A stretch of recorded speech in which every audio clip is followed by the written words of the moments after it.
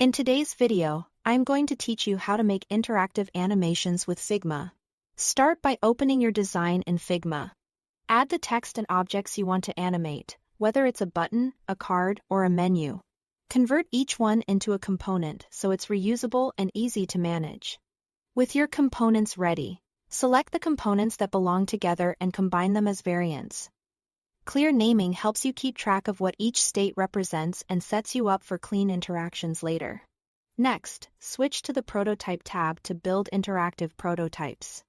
This is where you connect states and frames so your design responds to user actions. Set up triggers that define how elements react. Choose options like on click to switch to a pressed state. While hovering for hover effects or after delay to auto-animate something once a screen loads.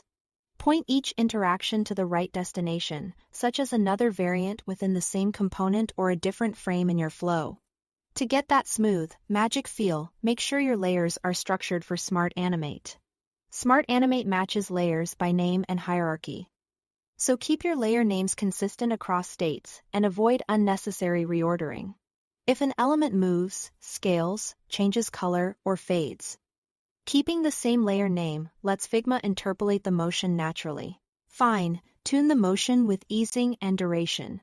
Try ease and out for gentle starts and stops or a slightly bouncy custom Bezier curve for playful micro-interactions. Shorter durations feel snappy. Longer ones can highlight a transition. Preview often and adjust until it feels just right. Now, draw a frame for your screen and drag your component from the Assets panel onto that frame. You can reuse the same component across multiple frames to keep everything consistent. With the frame selected, click Present to see your interactive animations in action. Interact with your design, hover, click, and watch the states change smoothly. If something looks off, return to your variants, check your layer names and order, and refine the easing and timing.